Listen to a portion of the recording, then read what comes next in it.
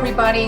Welcome to our weekly podcast for physician leadership. This is Dr. Elsie Coe with Lead Physician, the online training program and experience for physicians by physicians on leadership and empowering physicians to really thrive in medicine, find their purpose and passion. I'm so happy and grateful to have Dr. Barbara Hamilton with us today. Hi, Barbara. Hi, thanks for having me. Thank you so much for being here. I'm really impressed with you. I would like to introduce you, if that's okay. Thank you. Dr. Hamilton, she is Chief of IR of the Desert Regional Medical Center in Palm Springs, California. She's a former chair of Women's in IR, a subsection of Interventional Radiology, the Society of Interventional Radiology. And she's also an author of a great book that I'd like to discuss today. It's called Save Lives, Enjoy Your Own, Finding Your Place in Medicine. Dr. Hamilton, Barbara, may I call you Barbara?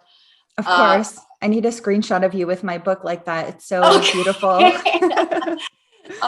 Barbara, tell us a little bit about why you wrote this book and who are you writing to when you write this book? Who should read this? Absolutely. I wrote this book with medical students in mind because I think when we're at that fork in the road where we need to choose whether we're going to do like a procedural career or a non-procedural career, whether we're going to attend to emergencies, I feel like that decision is made under fire and you have all this information coming at you. You're being judged all the time on your clinicals. And I thought this could be like a hand to hold through that decision. And beyond that, I feel that people who don't fit in the traditional box in certain fields, they can be pushed away from their true calling. And that was something that I experienced. So as a woman, is this mainly for women medical students or male? It's also, I've had people tell me that it really applied to them as well, just when you don't fit in the box. So as you know, we have a gender diversity issue in fields like IR and surgery. It's a very male-dominated field, but we also have a diversity problem in general. Like we have virtually no African-American physicians in these fields. So I actually had a trainee of African-American background who told me it was very relatable to him. And I did try to make it as intersectional as possible. So it's for those people who don't, they're not just going to fit right in. They don't blend, but I wanted to help them through that decision of figuring out if people give you certain advice and some of it may be based on bias. So how to tease through that and find out what your true path is so that you can be fulfilled and, happy like I am. So I wanted to share that with others. I wish I had this book. I mean, I know I'm probably much older than you are, but I wish I had this book during the time I was training, because I can totally see what you're talking about.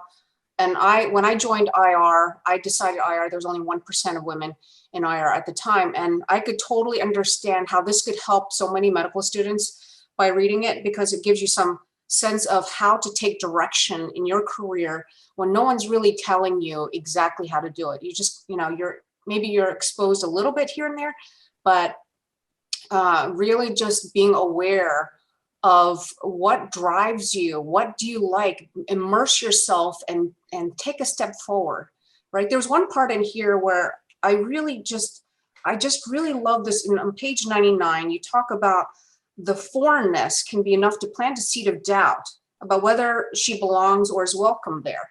Can you talk about that? Yeah, there I'm talking about walking into the men's locker room scenario. And of course, I don't mean a real men's locker room. So in radiology, when you're a diagnostic resident and you walk into this part of the department, that you go from a male-dominated environment to a hyper male-dominated environment. And I just talk about how I saw men's shoes and jackets and backpacks strewn everywhere. And it doesn't smell like flowers. I mean, it just feels like you're entering a male locker room. And where you're usually not going to. Very foreign. Yeah. And so I just think that's something that we're not used to necessarily as students. It can catch some people off guard, and maybe you may not even register it consciously, but subconsciously you may think, maybe I don't belong here. And of course, it can go beyond that. There are egregious examples of sexism too, and there are just frankly gender biased pieces of advice that people received that I wanted to share in the book, because I think it's important that people aren't slapped in the face by this. I think if you have the book and you know ahead of time that, like, okay, male dominated fields are a thing, they have some challenges that are unique to those. And if you go in knowing some of those challenges, I think you can handle them a lot more easily. Yep, if you're aware of these challenges from the start, then you'll be prepared on how to deal with it. So tell us about how do we deal with these biases, whether they're subtle and maybe you recognize them more, sometimes you don't, but how do we, if we do recognize them and we are a lot more aware of it, how do we go about preventing those biases from hindering our drive to move forward in that field? That is the $1 million question, because I still get messages on social media from women who are dropping out of surgery programs. It makes me so sad. And as you know, I mean, or this is maybe an opinion, the culture of medicine is changing, and I think it needs to change because we have more than half of the talent pipeline is female. And so if you want to have amazing female surgeons and physicians when you are older and you need them, we need to foster this talent.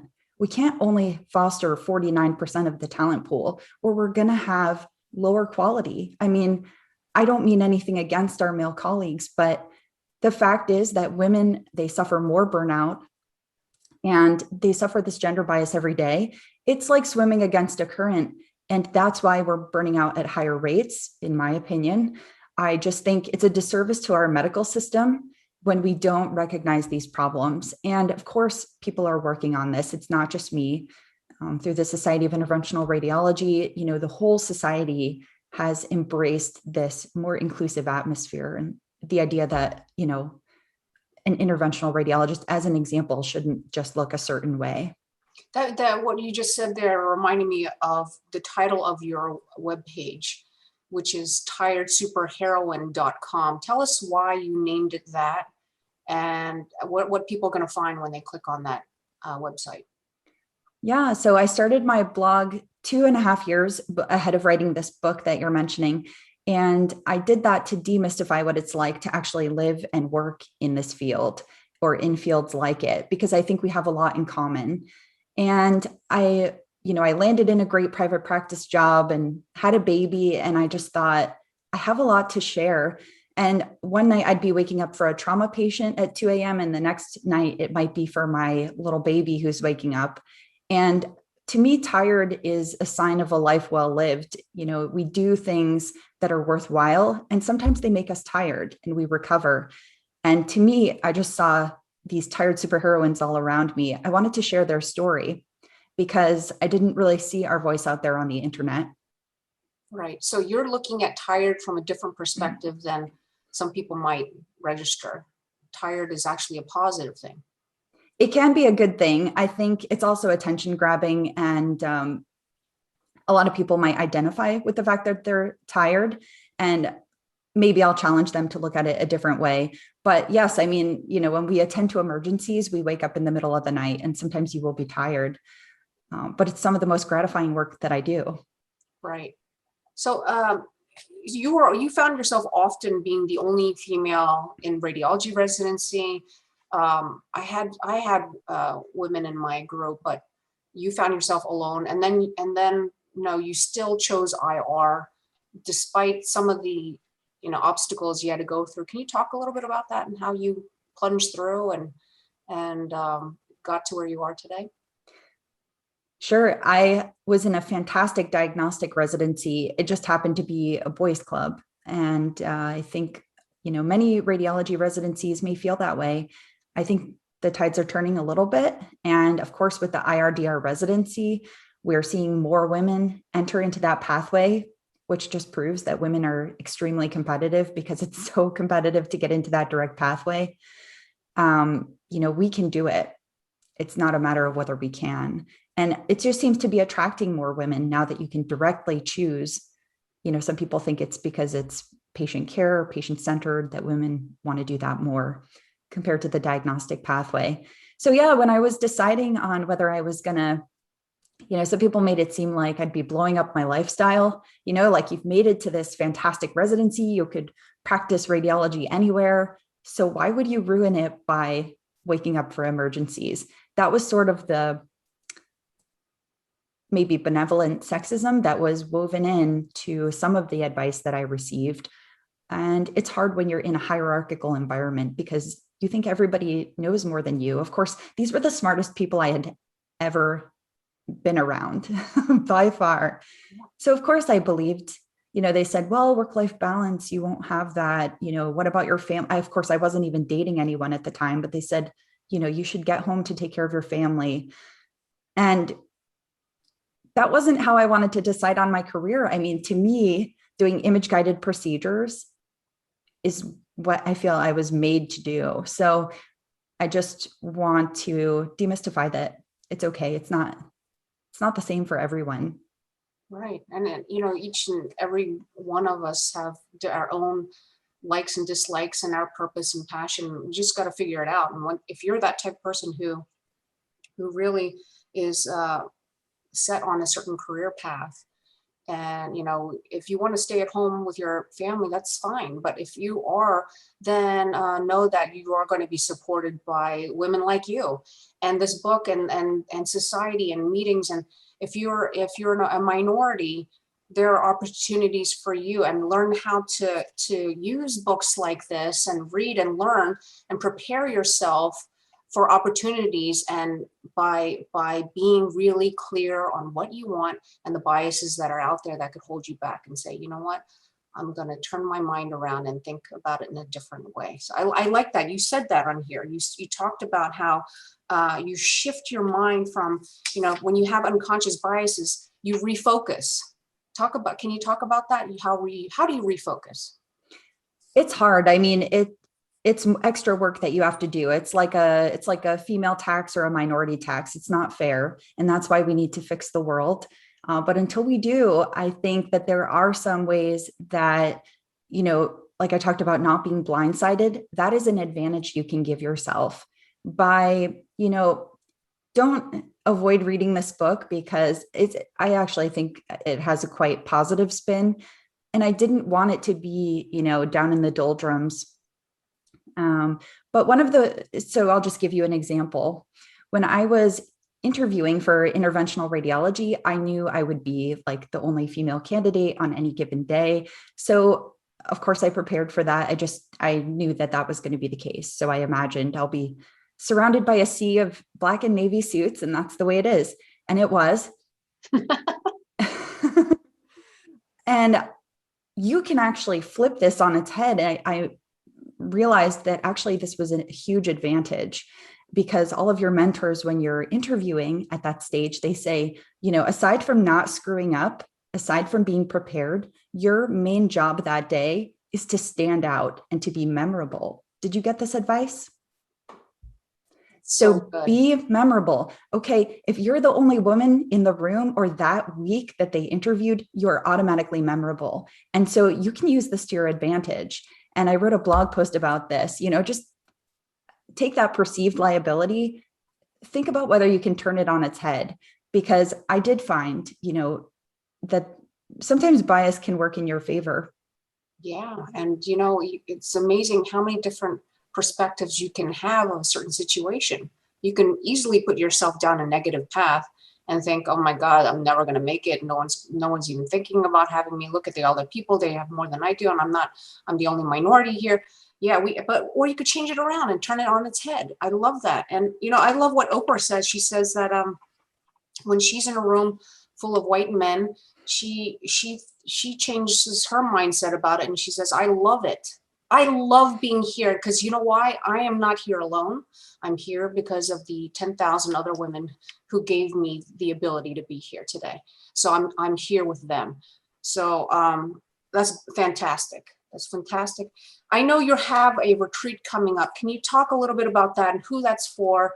I think this book can be more than for medical students. It could be for residents, early career women, people in minorities. So definitely, let's open it up to everybody who's interested in getting this book. Where can we get this? And then let's talk about the retreat. Absolutely. You're right. I wrote it for medical students, but when I was at this fork in the road, it was actually in residency. So it's for that person who's deciding, and the person, as you said, the early career person who's learning to lead and figure out, some of this advice, whether some of the advice they receive is good advice or not. I have had people even outside of medicine say that it's relatable. So absolutely pick it up for a mentee. You can get it on my website. If you want a signed copy from me, you can go through tiredsuperheroine.com/the book. There's a tab at the top of the webpage, or you can just get it on Amazon if you prefer, if you don't need a signature from me or any inspirational message. And also that it's available on the Kindle format. Great. And my retreat that's coming up in October, I truly hope that, COVID doesn't throw a wrench in this, but I think with us being vaccinated, it'll be doable. This is a small COVID-friendly retreat for women in male-dominated fields. So it's going to be a maximum of like 14 to 20 people at this small boutique hotel that's just down the street from my house. So it's going to be this little enclave where people can get together. I'm calling it a mastermind because, at SIR or any national meeting, when you have 2 minutes in the hallway with a woman in IR, you mastermind. So this is going to be 4 days of that. You can relax, get to know other people who you may never meet at a national meeting. Like, we're not going to be able to meet orthopedic surgeons at another meeting. So I wanted to provide that opportunity where people could come together and relax. So I hope to have CME for the event, but the main focus will be on relaxation, connection, eating good food, and soaking in desert vibes. So it's in Palm Springs, California, and people can go to my website for that, tiredsuperheroine.com/retreat. And does that mean that you're going to be giving lectures on leadership or about biases or any specific topics there?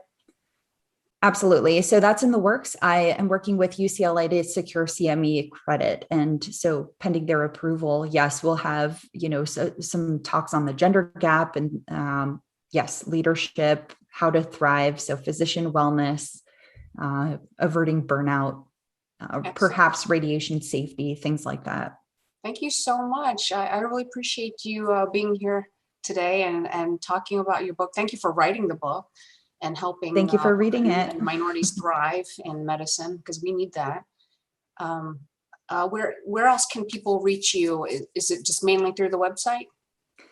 Yeah, there's my website, and I'm on all the social channels, the main ones, which are on Twitter, I'm at tsuperheroine, and on Instagram as well, just to show the pictorial side. Okay, great. Thank you so much. And happy Sunday, everybody. This is Dr. Ko again. If you have a story for physicians on leadership where we can really educate and help our physicians, physician to physician, even if you're not a physician, in leadership so that we can improve healthcare, please reach out to me at info@drlcco.com. We also have a leadership training program that's restarting this summer. So find us at leadphysician.org for this experience that is experiential. Thank you, everybody. Take care. Thank you.